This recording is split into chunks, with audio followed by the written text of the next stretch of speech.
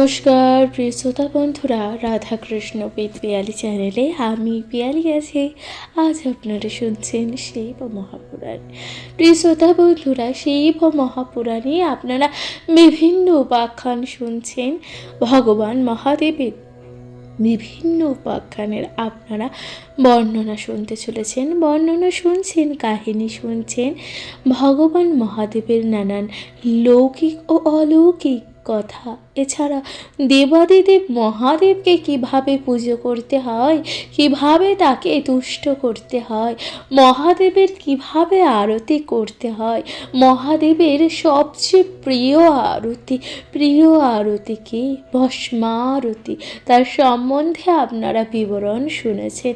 শিব মহাপুরাণে আপনারা শুনেছেন দ্বাদশ জ্যোতির্লিঙ্গের ব্যাখ্যা বা বর্ণনা শুনেছেন এবং দ্বাদশ জ্যোতির্লিঙ্গের মাহাত্ম্য আপনারাও শুনেছেন। মহাপুরাণ আপনাদের কেমন লাগছে অবশ্যই আপনাদের গুরুত্বপূর্ণ মতামত দিয়ে জানাতে ভুলে যাবেন না। প্রিয় শ্রোতা বন্ধুরা, মহাপুরাণ পাঠ ও শ্রবণের মাধ্যমে জীবনে আসা আগত সকল প্রকারের আমাদের জীবনে যে সকল বাধা বিঘ্ন কষ্ট দুঃখ যাই থাকুক না কেন তার নিরাময় হয়। মহাদেবের কৃপায় আমাদের জীবন তা সুন্দর হয়ে ওঠে। প্রিয় শ্রোতা বন্ধুরা, আপনারা শুনেছেন দেবীর নানান রূপের বর্ণনা। দশম মহাবিদ্যার অন্যতম দেবীর রূপের বর্ণনাও আপনারা শুনেছেন। অবশ্যই তার আপনাদের মূল্যবান মতামত দিয়ে জানাতে ভুলে যাবেন না। দেবীর দশম মহাবিদ্যার যা রূপের বর্ণনা আগামীকাল আপনাদের সাথে কিন্তু পাঠ করে শুনিয়েছিলাম। আপনারা না শুনে থাকলে অবশ্যই শুনতে থাকবেন দেবীর রূপেরও বর্ণনা। এছাড়াও মহাদেবের নানান উপাখ্যান যা আপনারা শুনতে চলেছেন মহাপুরাণের মাধ্যমে। মহাপুরাণ পাঠ ও শ্রবণের মাধ্যমে জীবনে আসা আগত সকল প্রকারের দুঃখ কষ্ট গ্লানির নিরাময় হয়, জীবন হয়ে ওঠে সুন্দর ও মধুময়। প্রিয় শ্রোতা বন্ধুরা, কমেন্টে লিখতে ভুলে যাবেন না হর হর মহাদেব। আপনাদের ভালোবাসা, আপনাদের কমেন্ট এবং আপনাদের পাশে থাকা যা একান্তই কামনা করি। সুতরাং আপনাদের পাশে থাকা যা খুবই গুরুত্বপূর্ণ। আরও নতুন নতুন কিছু আপনাদের সাথে পাঠ করে শোনাতে আরও উৎসাহ পাওয়া যায়। প্রিয় শ্রোতা বন্ধুরা, অবশ্যই শুনতে থাকবেন মহাপুরাণ পাঠ ও শ্রবণ করা যা জীবনে খুবই গুরুত্বপূর্ণ। প্রিয় শ্রোতা বন্ধুরা, অবশ্যই পাশে থাকবেন, নিজেদের গুরুত্বপূর্ণ মতামত দিয়ে জানাতে ভুলে যাবেন না, কমেন্টে লিখতে ভুলবেন না হর হর মহাদেব। আজ আপনারা শুনতে চলেছেন বিভিন্ন উপাখ্যানের মধ্যে ষোড়তম উপাখ্যান কি বলা হচ্ছে মঙ্গন্নক ঋষির দর্পচূন্য। শুনতে থাকুন মহাপুরাণ।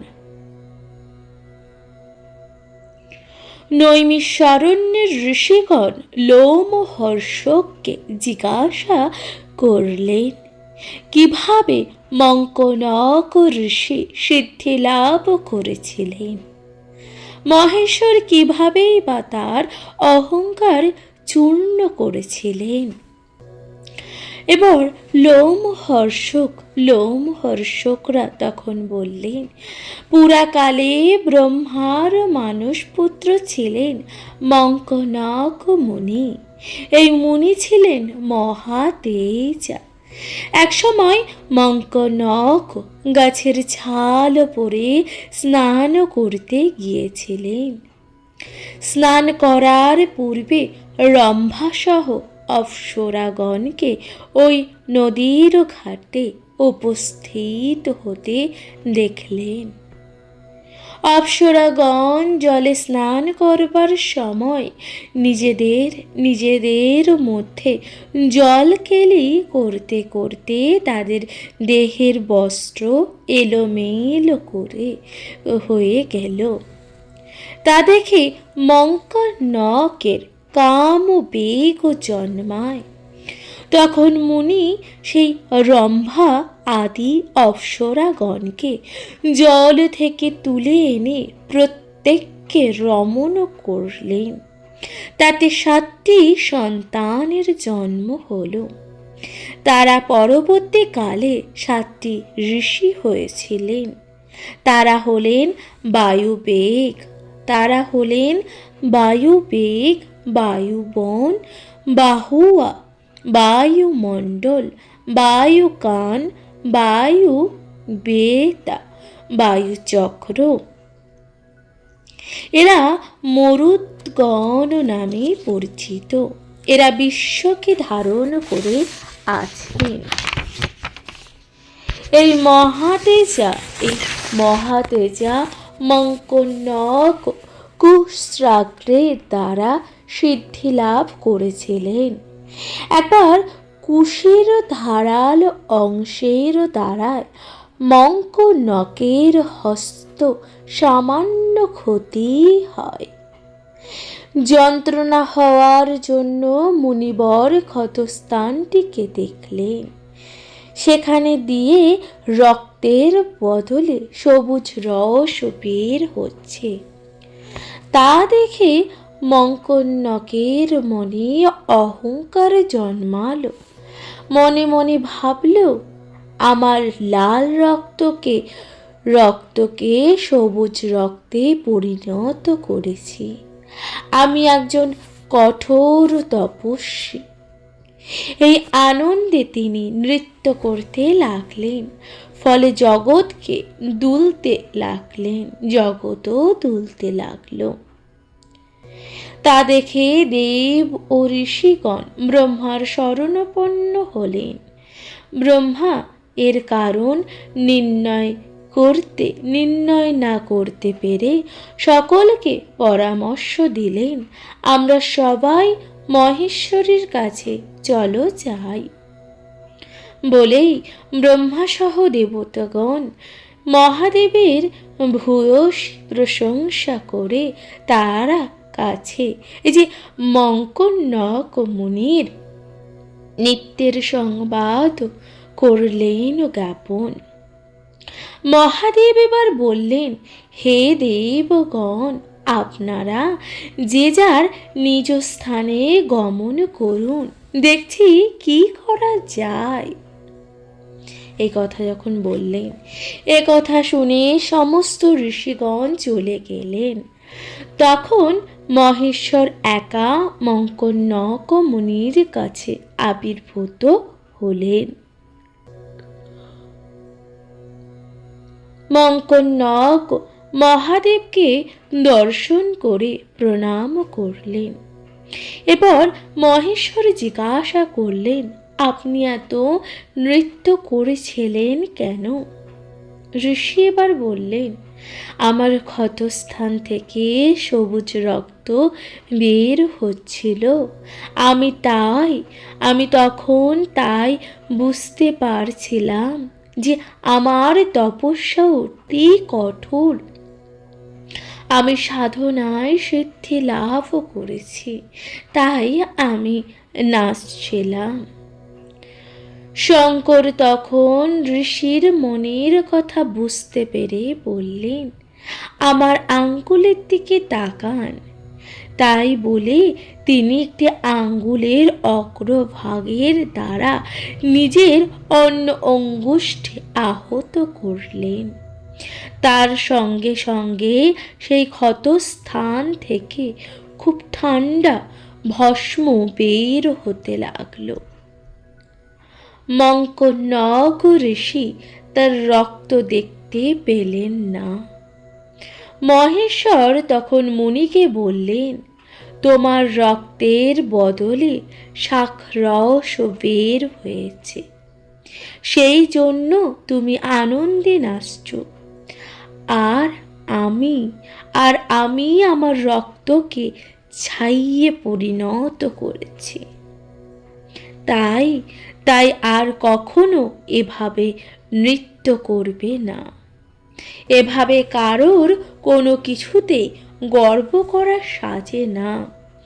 তুমি কোনো বড় কাজ করলে ভেবো না যে অন্য অন্য কেউ সেরকম বড় কাজ করতে পারবে না। তাই ঠিক নয়, তুমি যা পারো জগতে কেউই তোমার চেয়ে আশ্চর্য কাজ করতে পারে। এ কথা শুনে মঙ্কর্ণক মুনি লজ্জিত হয়ে মহাদেবের পদতলে পতিত হয়ে বললেন, আপনি আমায় ক্ষমা করুন।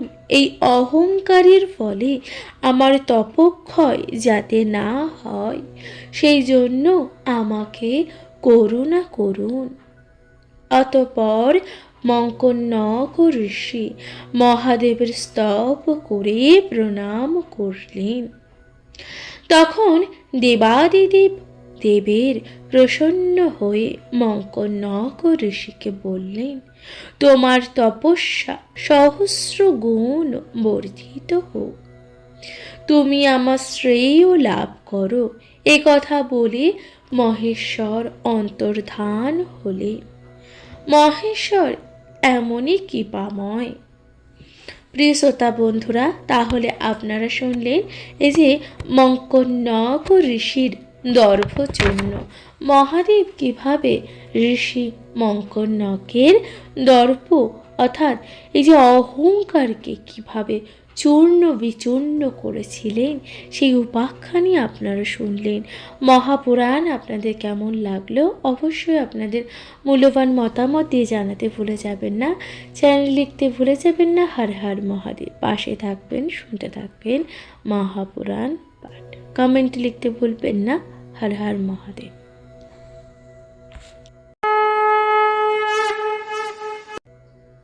নমস্কার প্রিয় শ্রোতা বন্ধুরা, রাধা কৃষ্ণ বেদ পিয়ালি চ্যানেলে আমি পিয়ালি আছি। আজ আপনারা শুনছেন শিব মহাপুরাণ। প্রিয় শ্রোতা বন্ধুরা, শিব মহাপুরাণে আপনারা বিভিন্ন উপাখ্যানের মধ্যে আপনারা শুনতে চলেছেন মহাদেবের নানানবিধ উপাখ্যান। তার মধ্যে আজ আপনারা শুনবেন সেই তো রাজার তপস্যা।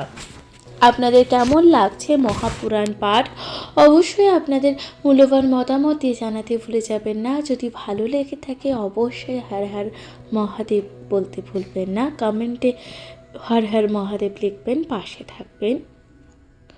শুনতে থাকুন বিভিন্ন উপাখ্যান। আজ আপনারা শুনতে চলেছেন সেই তো রাজার উপাখ্যান। জয় জয় শঙ্কর জীবনের সার, সহস্র প্রণাম জানাই চরণে তোমার। সত্যযুগে সেই তো নামে একজন রাজা ছিলেন। তিনি যেমন পণ্ডিত তেমনি সৎ ও বুদ্ধিমানও ছিলেন। তার রাজত্বে প্রজাবৃন্দ খুব সুখেই দিন অতিবাহিত করত। সেখানে কপাল গৌতম নামে এক পরম ধার্মিক ঋষি ছিলেন। পরম সদাচারী তিনি ছিলেন।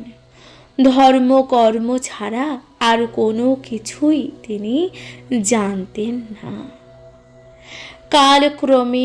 কালক্রমে তার এক সুন্দর পুত্র জন্মগ্রহণ করল। দেখলে প্রাণ একেবারে জুড়িয়ে যায়। ঋষি দম্পতির আনন্দের কোনো সীমা নেই। পুত্রের দিকে তাকালে মন জুড়িয়ে যেত। মাত্র কয়েক মাস হলো তার বয়স। এখনো চলাফেরা করতে পারে না ভালো করে। হামাগুড়ি দিয়ে চলে। মা বাবার অকৃত্রিম ভালোবাসাপূর্ণ ক্রমে মানুষ হয়ে উঠল সে। একদিন হঠাৎ বিনা কারণে মৃত্যু হলো সেই শিশুর। কান্নায় ভেঙে পড়ল ঋষি দম্পতি। মাটিতে আছাড় খেয়ে পড়ল ঋষিপত্নী। কিছুতেই ধৈর্য ধরে রাখতে পারেন না। ঋষির অন্তরে জ্বলে পুড়ে মরছেন, কিন্তু কেন এমন হলো? কোনো অসুখ বিসুখ নেই, তথাপি শিশু মারা গেল কেন? কপাল গৌতম নিরুপায় হয়ে গেলেন রাজা শ্বেতের কাছে, জানালেন পুত্রের মৃত্যুর কথা। রাজা সেই তো অবাক হলেন, ভাবলেন কেন এমন হলো? তার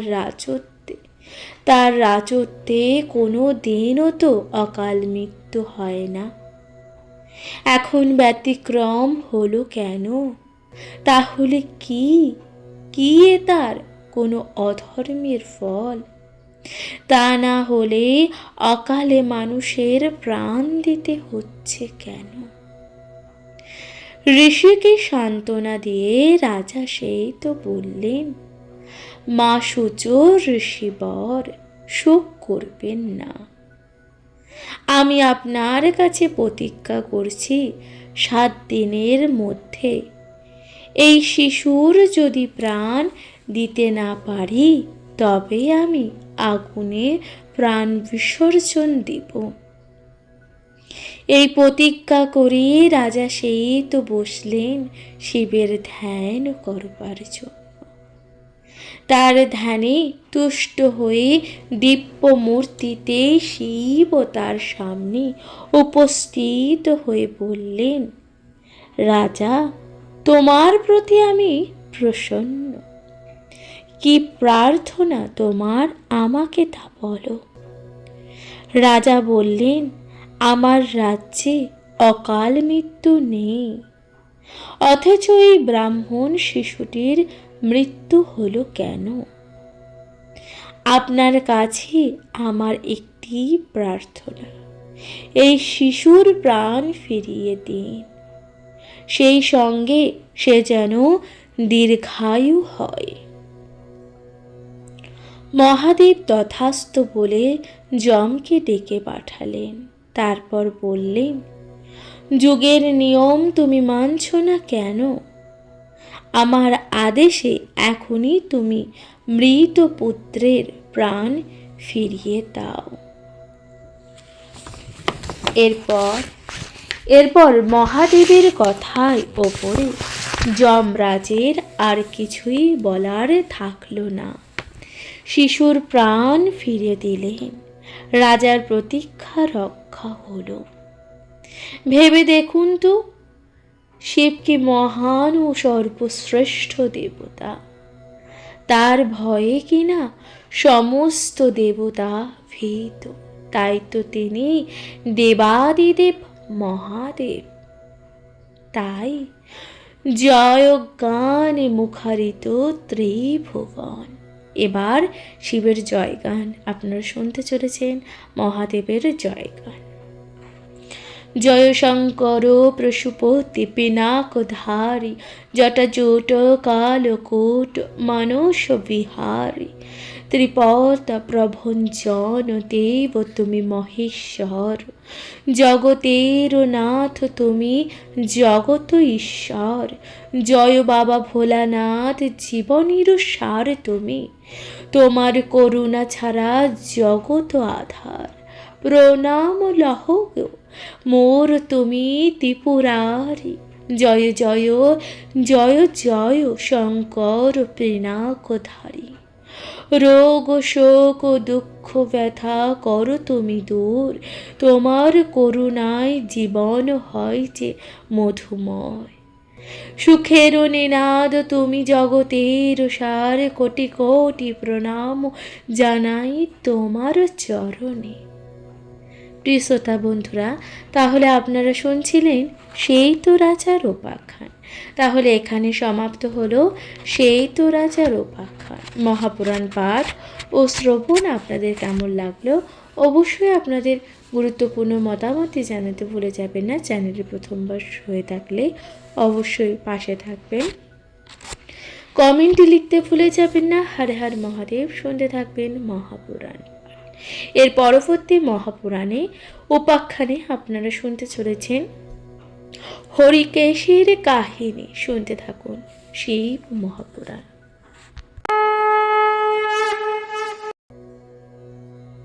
নমস্কার প্রিয় শ্রোতা বন্ধুরা, রাধা কৃষ্ণ উইথ পিয়ালি চ্যানেলে আমি পিয়ালি আছি। আজ আপনারা শুনছেন শিব মহাপুরাণ। প্রিয় শ্রোতা বন্ধুরা, শিব মহাপুরাণে আজ আপনারা শুনতে চলেছেন মহাদেবের উপাখ্যান। বিভিন্ন উপাখ্যানের মধ্যে আজ আপনারা শুনতে চলেছেন হরিকেশের কাহিনী। শুনতে থাকুন মহাপুরাণ। কাশীক্ষেত্র হল মহাপুণ্য ধাম। দেবাদিদেব মহাদেব এখান থেকেই জগৎ শাসন করেছে। তার বহু অনুচর এই কাজে তাকে সাহায্য করেন। তাদের মধ্যে সবার শ্রেষ্ঠ ছিলেন দণ্ডপাণি। কাশীতে প্রথমে দণ্ডপাণির পুজো করা হয়, তারপর বিশেশ্বরের পুজো করা হয়। হরিকেশ বহু সাধনার পর এই দণ্ডপাণিত্ব লাভ করেন। শিবেরই হয়ে তিনি সব কিছু পরিচালনা করেন। তাই শিব পুজো করার আগে তাকে সম্মান জানানো উচিত। রত্নভদ্র নামে একজন যক্ষ গন্ধমাদন পর্বতে বাস করতেন। তার পুত্র ছিল পূর্ণভদ্র। পিতার অবর্তমানকালে যক্ষ রাজা হলেন। পূর্ণভদ্র যক্ষ রাজা হবার ফলে তার প্রচুর অর্থ ঐশ্বর্য হয়। তিনি অসংখ্য স্ত্রীকে লাভ করেন। তার সব সময় পূর্ণভদ্রের সেবাতে ব্যস্ত থাকেন। তবুও পূর্ণভদ্রের মনে ছিল না কোনো শান্তি। যারা পুত্রহীন হন তাদের দুঃখের সীমা থাকে না। একদিন যক্ষিণী কনককুণ্ডলাকে নিয়ে নিজের মনের দুঃখের কথা বলতেন। তখন তিনি উপদেশ দেন কাশীধামে গিয়ে শিবের উপাসনা করতে। পূর্ণভদ্র যার পরনায় খুশি হলো। কাশীতে শুরু হলো শিব পূজা, ধ্যান ও নাম জপ। বহুদিন পরে শিব তুষ্ট হয়ে তাকে বর দিলেন। তার পুত্র লাভ হলো। মনের আনন্দ পূর্ণভদ্র বাড়ি ফিরে এলেন। যথাসময়ে এক পুত্র হলো তার। তিনি নাম রাখলেন হরিকেশ। হরিকেশ খুব আদরে বড় হতে থাকে। 7 রাজার ধন এক মানিকের মতন। তার স্বভাব অন্য ছেলেদের মতন ছিল না। ছোটবেলায় সবাই খেলাধুলা নিয়ে ব্যস্ত থাকে, কিন্তু হরিকেশ নির্জনে চুপ করে বসে থাকত, যেন সে কারোর চিন্তা করছে। কখনো বা সে মাটি দিয়ে শিবলিঙ্গ তৈরি করে তাতে ফুল বেলপাতা দিয়ে পুজো করছে। ছেলের ব্যবহার দেখে বাবা মা খুশি হতে পারলেন না।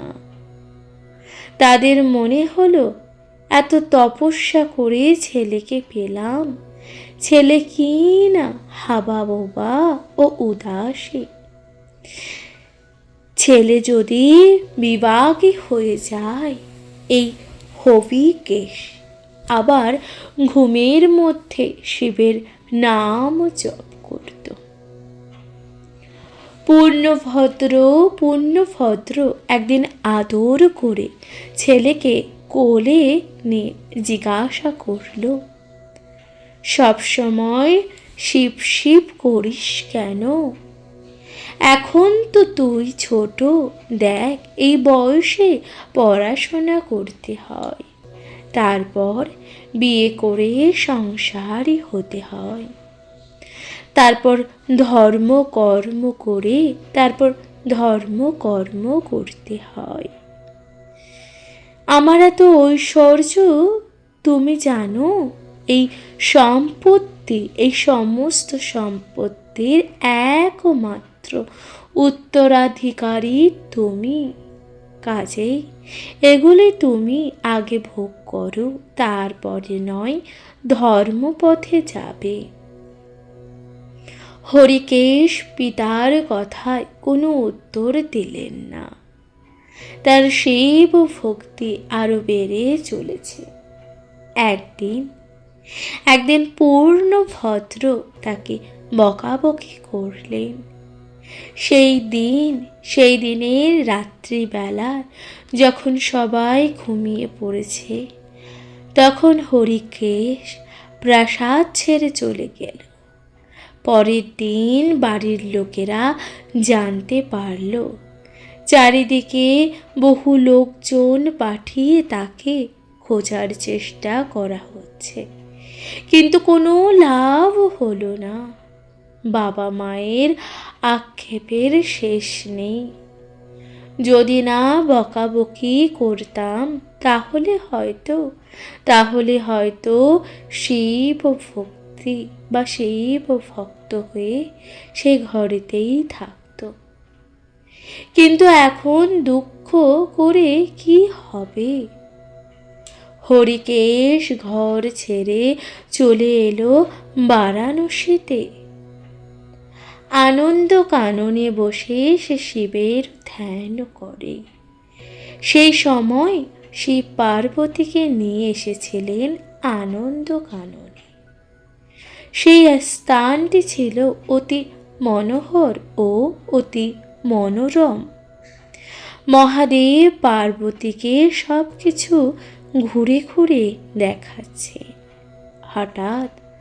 হঠাৎ পার্বতীর চোখ গিয়ে পড়ল এক উই ঢিপিতে। পার্বতী জিজ্ঞাসা করলেন, দেবাদিদেব, এই সুন্দর নয়ন ভোলানো কাননে উই ঢিপি কেন? মহাদেব সব কিছু জ্ঞাত থাকলেও কোনো উত্তর দিলেন না। তিনি এমন ভাব করলেন তিনি যেন পার্বতীর কথা শুনতেই পাননি। পার্বতী বুঝলেন নিশ্চয়ই এর মধ্যে কোনো রহস্য আছে। তাই তিনি আবারও জিজ্ঞাসা করলেন, প্রভু এখানে উই ঢিপি কেন? শিব বললেন, আমার এক পরম ভক্ত বাল্যকাল থেকে আমার ধ্যান করছে, তাই তার গায়ে উই ঢিপি হয়ে গেছে। কোমল হৃদয়া পার্বতী হৃদয়ে ব্যথা পেয়ে অনেক হয়ে বলেছেন, বাল্যকাল থেকে তপস্যা করতে করতে তার গায়ে ওই পোকা বাসা করেছে। সে নিশ্চয়ই কোনো বরের জন্য এটা করছে। তাহলে তুমি ওকে বর দিচ্ছ না কেন? তখন শূলপাণি ঢিপিতে স্পর্শ করলেন, সেই সঙ্গে ঢিপি উধাও হলো। সেখান থেকে এক সুন্দর যুবক উঠে এলো। সে তারই সামনে হরপার্বতীকে দেখে উৎফুল্ল হলো, তার স্তব স্তুতি করল। সে চরণ বন্দনা ও গুণকীর্তন করতে থাকল। কোনোভাবেই থামতে চায় না, তার জন্মগত অভ্যাস অনুযায়ী। মহাদেব তাকে বর দিয়ে বললেন, বাল্যকাল থেকে তুমি আমার তপস্যা করছো, তাতে আমি খুব খুশি হয়েছি। তাই তোমাকে এখন বর দেব, যা আজ পর্যন্ত কেউ দেয়নি। কাশীধামে আমার অত্যন্ত প্রিয় স্থান। এই কাশীধাম, মহাদেব বললেন, এই কাশীধাম আমার অত্যন্ত প্রিয় স্থান। সেই কাশীর শাসন ভার তোমায় দিলাম। এখানে এখানে আমার অনুচরগণ কোনো খারাপ কাজ করলে, অন্যায় করলে তুমি তাদের শাসন করবে। আমার প্রতিনিধি রূপে তুমি হবে কাশীর দণ্ডপাণি। এই তপস্যার ফলে হরিকেশ কাশীর দণ্ডপাণি হয়ে বিশ্বেশ্বরের সঙ্গে পূজা পাচ্ছেন আজও। প্রিয় শ্রোতা বন্ধুরা, তাহলে কাশী বিশ্বনাথ মহাদেবের সাথে একই সাথে পুজো পান দণ্ডপাণি। এই দণ্ডপাণি কে ছিলেন? দণ্ডপাণি ছিলেন হরিকেশ। এবং হরিকেশ কত কঠিন সাধনার পরে কাশীর দায়ভার যাকে না মহাদেব তাকে দিয়েছিলেন। প্রিয় শ্রোতা বন্ধুরা, আপনারা শুনলেন বিভিন্ন উপাখ্যানের মধ্যে হরিকেশের কাহিনী। কেমন লাগলো আপনাদের মহাপুরাণ অবশ্যই কমেন্টে লিখতে ভুলে যাবেন না। হর হর মহাদেব। শুনতে থাকবেন মহাপুরাণ। এরপর আপনারা পরবর্তী কাহিনী, পরবর্তী উপাখ্যান শুনতে চলেছেন প্রণবেশ্বরের মুক্তি। শুনতে থাকুন মহাপুরাণ।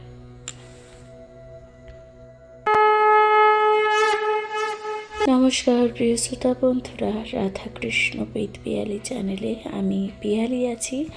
আজ আপনারা শুনছেন শিব উপাখ্যান। বিভিন্ন উপাখ্যানের মধ্যে মহাদেবের নানানবিধ কাহিনী। তার মধ্যে আজ আপনারা শুনতে চলেছেন প্রণবেশ্বরের মুক্তি। শুনতে থাকুন মহাপুরাণ। কমেন্টে লিখতে ভুলে যাবেন না। হর হর মহাদেব।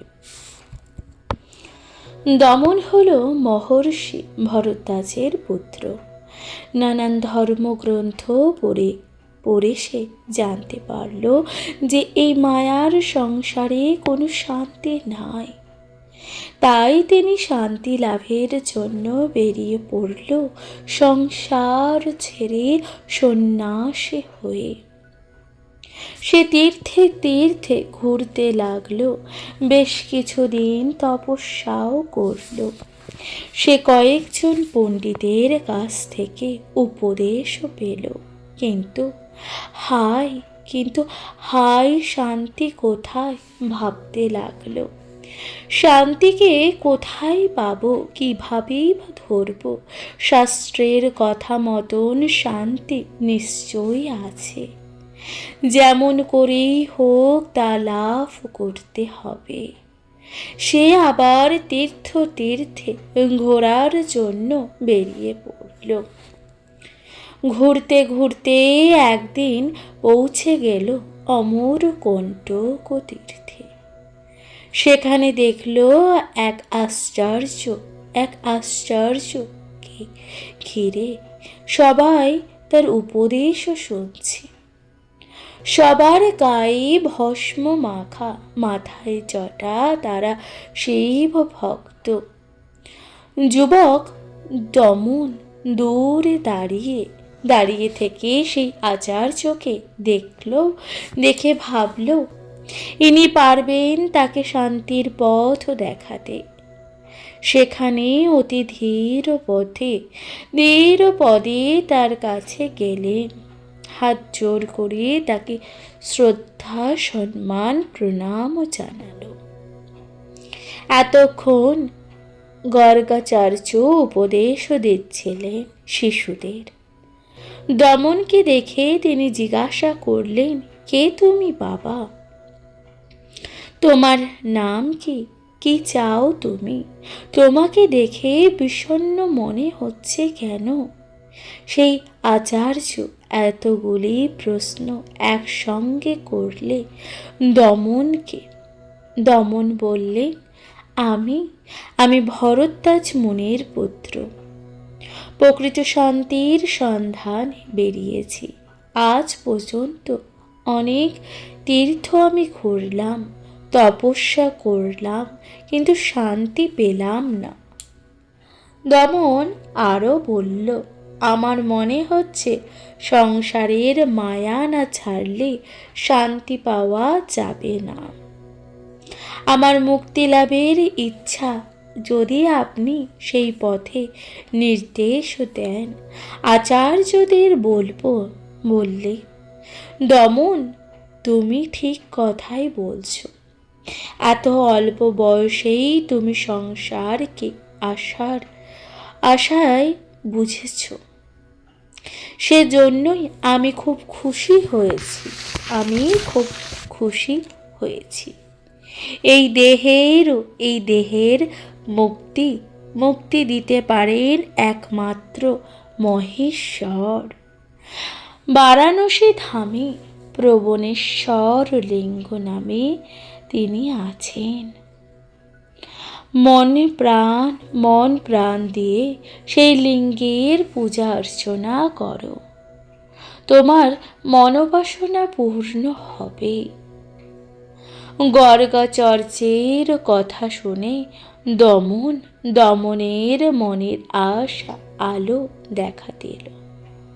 আচার্য আবার বললেন, তোমাকে একটা আশ্চর্য কাহিনী বলি শোনো। আচার্য নিজের চোখে দেখলেন প্রণবেশ্বর লিঙ্গের কাছে একটা ব্যাঙ থাকত। দিনের বেলায় ভক্তরা শিবের পুজো করে যেত। তারা পূজা করত ফুল মালা আতপ চাল দিয়ে। এবং সেই যে প্রণবেশ্বর ভগবান, তারা চলে যাওয়ার পর সেই ব্যাঙ এসে সেই সব খেত। এইভাবে সেই ব্যাঙটি একদিন মনের আনন্দে সেই সব খুঁটে খাচ্ছিল। এমন সময় কোথা থেকে এক কাক এসে তাকে ভোঁ মেরে নিয়ে গেল। এইভাবে ব্যাঙ গেল কাকের পেটে। অনেক দিন কেটে গেল। একদিন এক সুন্দরী মেয়ে এসে সেই প্রণবেশ্বর শিবলিঙ্গার পুজো অর্চনার উদ্দেশ্যে। তার সর্বাঙ্গ সুন্দর, মুখটা কেবল শকুনের মতো। ভালো নাচতে জানে সে, গাইতে পারেও সে, কিন্তু মেয়েটির মুখ এমন হলো কেন? আচার্যরা ভাবতে লাগলেন। ধ্যানের দ্বারা জানতে পারলেন এটা সেই ব্যাঙ, এক শিব ভক্ত বধূর কন্যারূপে সে জন্মেছে। নাম তার মাধবী। পূজার ফুল আর আতপ চাল খাওয়ার পাপে তার মুখটা শকুনের মতন হয়েছে। পূর্বজন্মের সংস্কার বশত সে শিবালয়ের মার্জনা করতে লাগল। এরপর সেই তার নাচে গানে শিবকে সে খুশি করত। প্রণবেশ্বর লিঙ্গই তার ধ্যান ও জ্ঞান। সবসময় শিবের নাম গান গেয়ে শিবের পুজো করত। এক শিব চতুর্দশীতে তিথিতে সারাদিন রাত উপবাসে থেকে লিঙ্গ পুজো করে নাচে গানে কাটিয়ে দিল সারা রাত। তারপর প্রভাতের আগেই সেই লিঙ্গ যেন হঠাৎ উজ্জ্বল হয়ে উঠল। আলোতে সবার চোখ ঝাঁপিয়ে গেল। আচার্যগণ সবার চোখ বন্ধ করে দিলেন। তারপর চোখ খুলে কেউ মাধবীকে দেখতে পেলেন না। গর্গাচার্য এইভাবে বর্ণনা করলে একটা ব্যাঙ থেকে মাধবী ও তার জীবনের মুক্তি লাভের কাহিনী। তিনি দমনকে বললেন, দমন, আমি বিশ্বাস করি প্রণবেশ্বর শিব তোমার মনের বাসনা পূর্ণ করবেন। তুমি বারাণসীতে গিয়ে সেই শিবলিঙ্গের পূজা উপাসনা করো, আমিও তোমার সঙ্গে যাব। তারপর দুজনেই চললেন বারাণসীর সেই প্রণবেশ্বর শিবলিঙ্গের উদ্দেশ্যে। প্রণবেশ্বর শিবলিঙ্গের দর্শন করে দমন আরও স্থির থাকতে পারলেন না। সেই বিগ্রহের স্থানে ভক্তি শ্রদ্ধায় লুটিয়ে পড়ল। তারপর গুরুদেব গর্গাচার্যের উপদেশ মতন সাধনা শুরু করলেন। অনেকদিন পর দমন মাধবীর মতন মুক্তিও পেল। প্রিয় শ্রোতা বন্ধুরা, তাহলে আপনারা শুনলেন প্রণবেশ্বরের মুক্তি, অর্থাৎ এই যে প্রণবেশ্বর শিব যিনি কিনা বারাণসীতে আছে, কিভাবে তার উপাসনা করতে হবে এবং মহাদেবের কৃপায়, সেই প্রণবেশ্বর শিবের কৃপায় মুক্তি লাভ যা সম্ভব। প্রিয় শ্রোতা বন্ধুরা, আপনারা শুনছেন শিব উপাখ্যান। বিভিন্ন উপাখ্যানের মধ্যে শিব ও মহাপুরাণ আপনাদের কেমন লাগছে অবশ্যই আপনাদের মূল্যবান মতামত দিয়ে জানাতে ভুলে যাবেন না। চ্যানেলে প্রথমবার শুনে থাকলে অবশ্যই পাশে থাকবেন, কমেন্টে লিখতে ভুলে যাবেন না। হর হর মহাদেব। প্রিয় শ্রোতা বন্ধুরা, ভালো লাগলে অবশ্যই আপনাদের মূল্যবান মতামত দিয়ে জানাতে ভুলে যাবেন না। চ্যানেলটি প্রথমবার শুনে থাকলে অবশ্যই পাশে থাকবেন, কমেন্ট লিখতে ভুলে যাবেন না। হর হর মহাদেব। আজকের মতো জানাচ্ছি এখানে বিদায়। সকলে ভালো থাকবেন, সুস্থ থাকবেন, শুনতে থাকবেন মহাপুরাণ। নমস্কার।